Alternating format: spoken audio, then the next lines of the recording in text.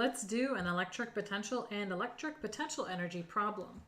2-point particles with charges Q1 equals 5.4 times 10 to the minus 5 coulombs and Q2 equals 10.4 times 10 to the minus 5 coulombs are initially separated by a distance of 2.5 meters. They are then brought closer together so that the final separation is 1.5 meters.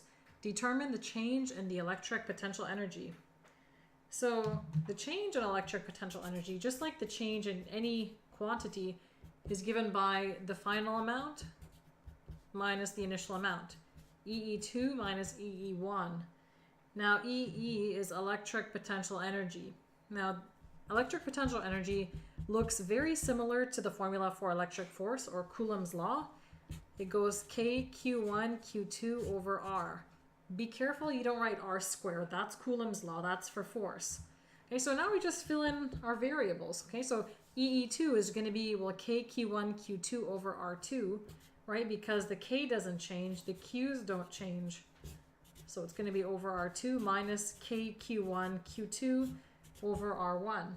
Now, of course, we can make this look a bit simplified, right? Because what's not changing? K Q1 Q2, they're constants in this formula. So we can actually just factor them out.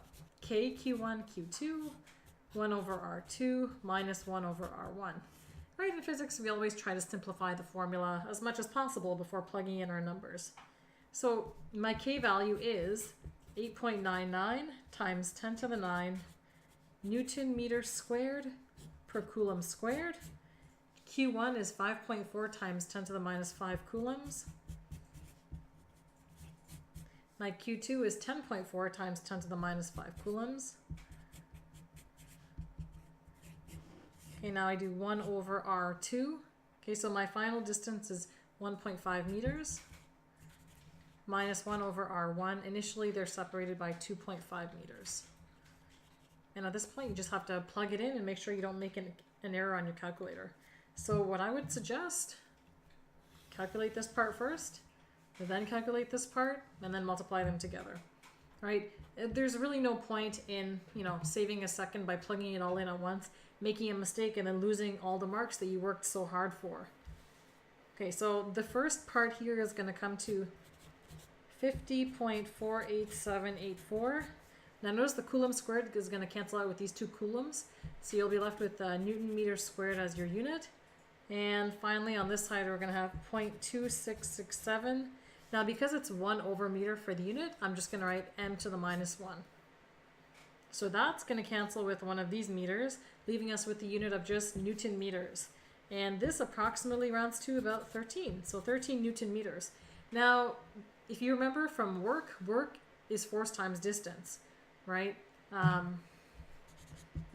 Work is force times distance, so why do I bring this up? Well, just for units. Work is also the same thing as change in energy. So force times distance, so a Newton times a meter is the same thing as a joule. So I have a Newton times a meter here, so that's the same thing as a joule. So 13 joules is the change in electric potential energy. And that's it for this video, guys. I hope you enjoyed it.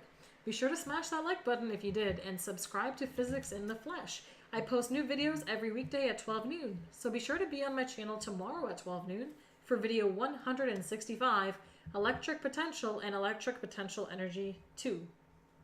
Alright guys, that's it for this video. I hope you enjoyed it. If you did, be sure to smash that like button so I know what I'm doing makes sense to you guys. And you know how you can stay tuned for my latest videos? By subscribing to Physics in the Flesh. I post every weekday at 12 noon, and this way you guys can always be the first to know when I post a new video. As always, guys, thank you so much for watching. If you missed any of my earlier videos, be sure to click over there on the right. You can click and watch those videos on your screen right now. Anyways, guys, Physics in the Flesh out. Woo-hoo! Holy crap, my nose looks big on camera. I gotta find a new angle.